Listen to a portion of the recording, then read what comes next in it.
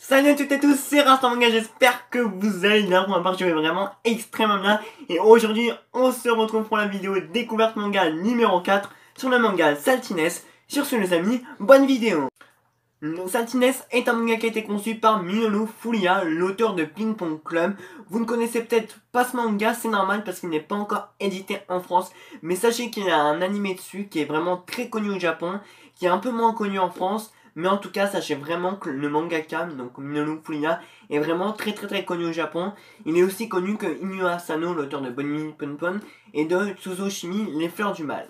Le manga est chez les éditions Akata dans leur collection What the Fuck. C'est un seinen qui est du genre humour et social et vous retrouverez le manga au prix de 8,30 €.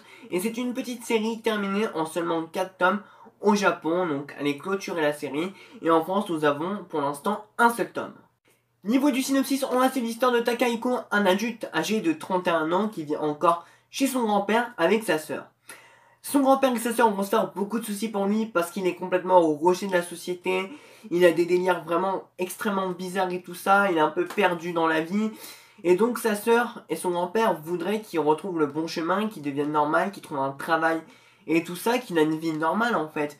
Mais malheureusement, un jour son grand-père va en avoir marre et va lui mettre un coup de pression, un électrochoc, et va lui dire « Ta sœur en a marre, elle se mariera jamais tant que tu n'auras pas repris une vie normale. » Lui, il tient vraiment beaucoup à sa sœur. Takahiko est vraiment attaché à sa sœur et veut le bonheur de sa sœur. Et donc, il va décider de partir à Tokyo, à l'aventure entre guillemets, pour trouver un travail. Et vu qu'il vit un peu dans une campagne, un village, et que Tokyo c'est la capitale du Japon, c'est une grande ville, donc il décide de partir à Tokyo.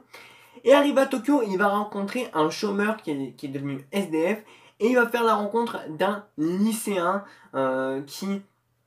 qui est assez intelligent, qui est dans une grande école et tout ça, mais il a un petit appartement et en même temps il travaille pour payer son appartement. Et donc on a suivi l'histoire de ces trois protagonistes, et ce qui va se passer c'est que Takahiko va leur faire la misère, il va les traiter mais d'une manière tellement bizarre. À un moment il va carrément dire à un mec, tu vois cette pierre, bah je te l'enfonce dans l'anus, et il va les maltraiter, et il va se passer plein de choses, donc je vais pas vous spoiler. C'est un peu bizarre dit comme ça, mais c'est vraiment what the fuck, c'est hyper original. Et maintenant on va passer au point positif parce qu'il y a vraiment beaucoup de choses à dire sur ce manga et j'ai hâte de vous en parler tout de suite. Les amis, Saltines a franchement été un véritable coup de cœur et j'ai surkiffé ma lecture. Et c'est totalement what the fuck et je vais vous expliquer ça tout de suite plus dans les détails. On commence déjà par le style de dessin de l'auteur qui est plutôt réaliste et c'est un trait qui est vraiment bien maîtrisé. Niveau des backgrounds, on a des bons détails, genre regardez-moi la première de couverture, on voit notre personnage Takahiko qui a un visage un peu bizarre et tout ça, mais c'est totalement exagéré le trait des visages des personnages, mais c'est totalement hilarant et c'est un style de dessin qui correspond parfaitement au manga et ça j'aime quand c'est comme ça. Ça me fait un peu penser comme Mob Psycho 100, Mob Psycho 100, vous appelez ça comme vous voulez, où l'auteur a un style totalement original mais qui correspond parfaitement bien au manga. Bah pour Saltines c'est un peu la même chose. Et après on a un background avec où on voit des maisons et tout ça, des lampadaires, et je trouve ça vraiment réaliste. Et ça rend le manga encore beaucoup plus réaliste parce que les dessins dans un manga c'est quand même assez important.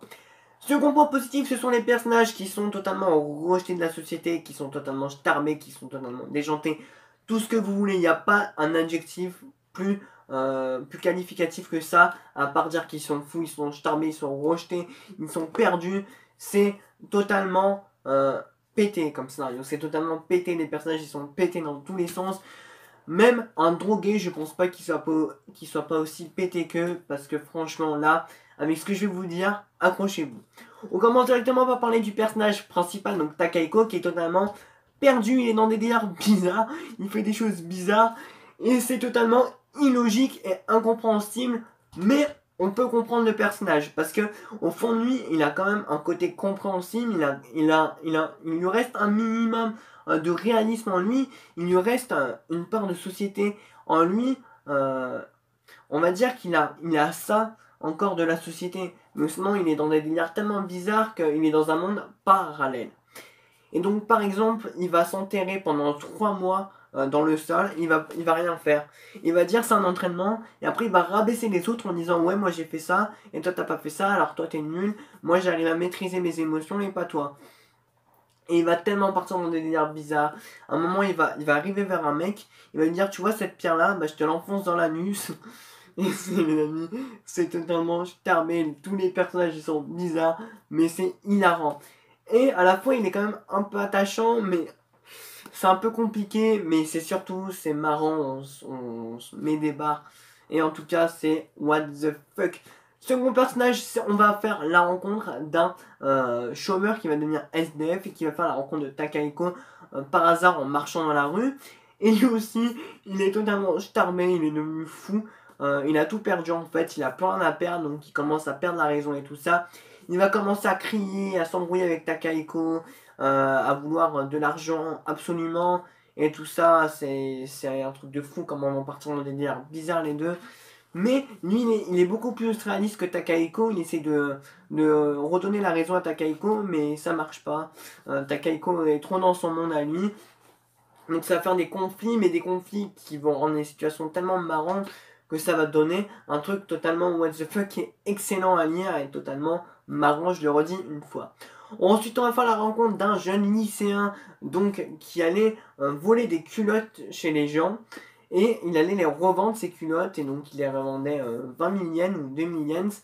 Et ce qui est déjà pas mal pour payer son école, parce qu'il est dans une grande école et ses parents n'ont pas d'argent.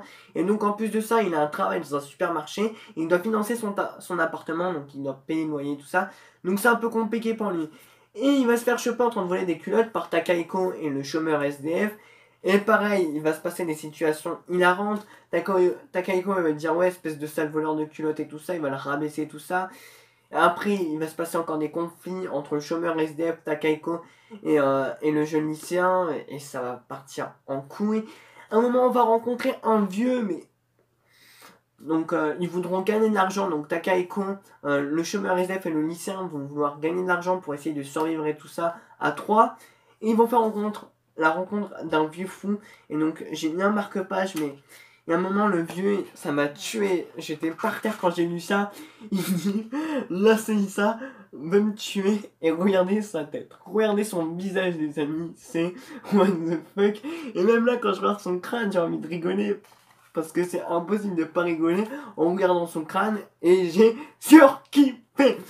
Autre point positif, c'est l'humour. Comme je l'ai dit, l'humour, c'est un truc de fou.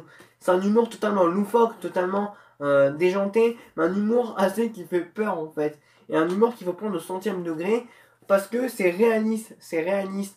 C'est pas un humour avec des vieilles blagues de merde, c'est un humour sur la société. Et là, on peut se remettre également en question sur la société de nos jours, sur les personnes qui vivent dans la société, si la société est bonne ou mauvaise. Et ça, c'est un très bon point.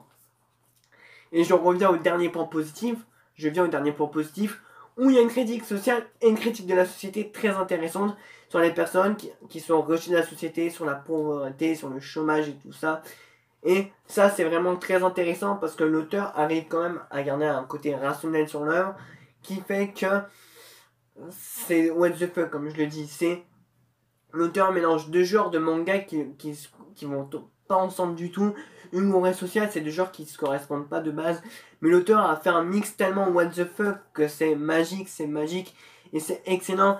Et franchement les amis, c'est un manga que je vous recommande à 3000%. J'ai surkiffé ma lecture. J'espère ne pas vous avoir trop spoilé, mais je vous ai pas tout dit parce que je vous laisse découvrir l'œuvre, mais franchement c'est excellent. J'ai voulu faire une vidéo sur ce manga parce que c'est un manga qui est pas trop connu en France. J'ai vu très peu de pas sur Instagram. Très peu de personnes sur Facebook en parlaient et j'avais envie de vous faire une vidéo parce qu'avec ma petite notoriété que j'ai et avec ma communauté, j'espère vous faire partager de nouveaux mangas. Et en tout cas, ça a été un immense coup de cœur et franchement ça vaut le coup pour 8,30€. En plus, c'est une petite série terminée en 4 tomes. Donc, je vous le recommande à 100%. Et voilà les amis, c'est la fin de cette vidéo. J'espère vraiment qu'elle vous aura plu. Si elle vous a plu, n'hésitez pas à lâcher un gros like. N'hésitez pas à me dire en commentaire si vous comptez commencer le manga. Si vous voulez plus de vidéos dans ce genre où je parle de mangas peu connus, et dites-moi surtout ce que vous avez pensé de la vidéo, ça m'aiderait beaucoup et ça m'encouragerait encore à faire beaucoup plus de vidéos. Parce qu'en ce moment, c'est vrai que je fais un peu moins de vidéos, voilà. Il y a des choses personnelles qui arrivent dans ma vie et tout ça qui font que je peux faire beaucoup moins de vidéos. Mais ne vous inquiétez pas, il y aura toujours le rythme d'une vidéo par semaine les amis. N'hésitez pas à vous abonner si ce n'est pas déjà fait, comme ça vous pourrez suivre toutes mes prochaines vidéos. Et comme ça, on pourra atteindre les 2000 abonnés tous ensemble cette année. Ça sera le feu. Et pour les 2000 abonnés, je prévois vraiment énormément de choses. Donc faites-moi péter la barre des abonnements, des likes, des commentaires, tout ce que vous voulez. Et je vous souhaite une bonne journée, une bonne soirée les amis. Et sur ce, je vous dis, sayonara.